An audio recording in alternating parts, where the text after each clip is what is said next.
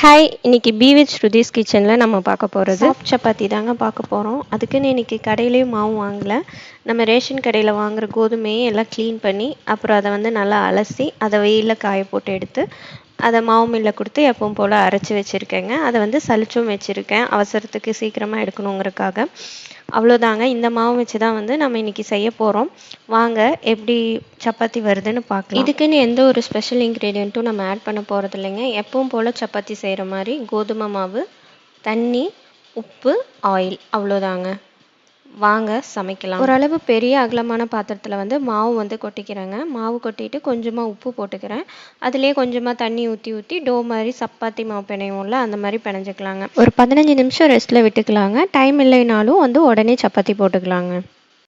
இப்போ இந்த டோ எடுத்து நமக்கு தேவையான சைஸில் பால்ஸாக வந்து உருட்டி வச்சுக்கலாங்க. ஃபஸ்ட்டு வேணுங்கிற சைஸில் ஒரு ரஃப்பாக ஒரு பால் உருட்டி வச்சுக்கலாங்க. அதுக்கப்புறம் தேய்க்கும் போது வந்து எந்த ஒரு விரிசலும் இல்லாமல் நல்லாவே வந்து சாஃப்டான பாலாக வந்து உருட்டி வச்சுக்கலாம். இப்போ ஒரு பால் எடுத்து லைட்டாக ப்ரெஸ் பண்ணி அதில் வந்து கோதுமை மாவு லைட்டாக தூவிக்கிறேங்க. தூவிட்டு வந்து ஒரு 2-3 தேய்க்கிறேன். ஒரு ஷேப் கிடைக்கும், ஒரு ரவுண்ட் ஷேப் கிடைக்குங்க, ஒரு குட்டியாக. அரை வட்டமாக மடிச்சுக்கலாங்க. ஆயில் லைட்டாக அப்ளை பண்ணிவிட்டு அதையும் இன்னொரு மடி மடிக்கிறோம். இப்போ அந்த ரெடி பண்ணி வச்சுருக்க முக்கோண ஷேப் ஒரு சப்பாத்தி எடுத்துட்டேங்க. எடுத்துகிட்டு வந்து எப்பவும் போல் மாவு தூவி நல்லா ஃப்ளாட்டாகவே வந்துட்டு தேய்ச்சிட்டேன். ஒரு வட்டமான மூடி எடுத்து அந்த சப்பாத்தி மேலே வச்சு அதை மட்டும் ரவுண்டாக வர்ற மாதிரி கட் பண்ணிக்கிட்டேங்க டிஸ்பிளேயில் காட்டுறதுக்காக. இன்றைக்கி நான் இரும்பு தவா தாங்க எடுத்திருக்கேன். இப்போ டவா நல்லா ஹீட் ஆகட்டுங்க. ஹீட் ஆனதும் வந்து நம்ம சப்பாத்தி போட்டு எடுத்துக்கலாம். நான் என்ன மிஸ்டேக் பண்ணேன்னா தவா வந்து ஃபுல்லாகவே வந்து சூடாகலைங்க. அதனால வந்து நான் ஃபஸ்ட்டு சப்பாத்தியே இது தான். இது வந்து என்னாச்சுன்னா வந்து ரொம்பவே ஃபுல்லாக உப்பி வராமல் கொஞ்சமாக தான் உப்புச்சு. அதனால வந்து இரும்பு தவா எடுத்தீங்கன்னா நல்லாவே வந்து ஹீட் ஆகிற வரைக்கும் வந்து வெயிட் பண்ணுங்கள். லைட்டாக தண்ணி வந்து தெளிச்சு விட்டு பாருங்கள். அப்போ நல்லா ஒரு சவுண்டோட ஒரு சிஸ்லிங் சவுண்டு கிடைக்கும். அது வரைக்கும் வெயிட் பண்ணிவிட்டு சப்பாத்தி போட்டிங்கன்னா உங்களுக்கு ஃபுல்லாகவே சப்பாத்தி வந்து உப்பி வருங்க. இந்த விளம்பரத்துலலாம் பார்க்குற மாதிரியே வருதுங்க. நீங்கள் வேணால் ட்ரை பண்ணி பாருங்கள்.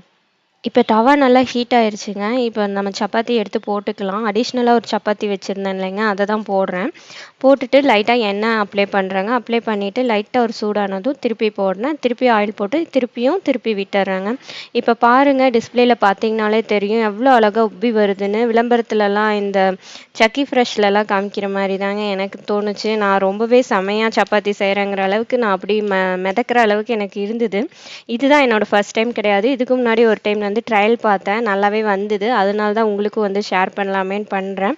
இந்த மாதிரி ஒரு குட்டி ஸ்டெப்ஸ் தாங்க நம்மளோட சப்பாத்தியும் ஆகட்டும், என்ன ஒரு ஃபுட் ஆகட்டும், அதோட ப்ரெசன்டேஷன் அது கிடைக்கும். நமக்கு நல்லபடியாகவே கிடைக்கும். ரொம்பவே ஹாப்பியாக அதுவும் கிட்ஸுக்காக செஞ்சோம்னா கண்டிப்பாகவே அது டேஸ்ட்டாகவே மாறிடுதுங்க. நான் இன்றைக்கி சப்பாத்திக்கு சைடிஷாக வந்து உருளைக்கிழங்கு மசாலா தாங்க பண்ணியிருந்தேன். அதை வைக்கிறதுக்கு முன்னாடியே என்னோடய ஃபர்ஸ்ட் பார்ன் வந்து தட்டை தூக்கிட்டு ஓடிட்டார். பிச்சு காமிக்கலாம், அந்த லேஸ் எல்லாம் காமிக்கலாம் வீடியோவில் அப்படின்னு பார்த்தா என் பையன் பிக்க ஆரம்பிச்சிட்டான்.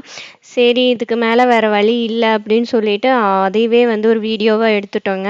ரொம்பவே சிம்பிளாக தான் இருந்தது. பூரின்னு கேட்குற குழந்தைங்களுக்கு கூட இதை செஞ்சு கொடுத்தீங்கன்னா அவங்களுக்கு பூரிக்கும் சப்பாத்திக்கும் டிஃப்ரென்ஸே தெரியாது. ஆயில் ஐட்டமும் கொடுக்காத மாதிரி நம்மளும் கொஞ்சம் ஹாப்பியாக இருக்கலாம். ஈஸியான, ஹெல்த்தியான, பட்ஜெட் ஃப்ரெண்ட்லியான ரெசிபிக்காக என்னை ஃபாலோ பண்ணிக்கோங்க. இன்னொரு வீடியோவில் சீக்கிரமாக சந்திக்கலாங்க. பாய்.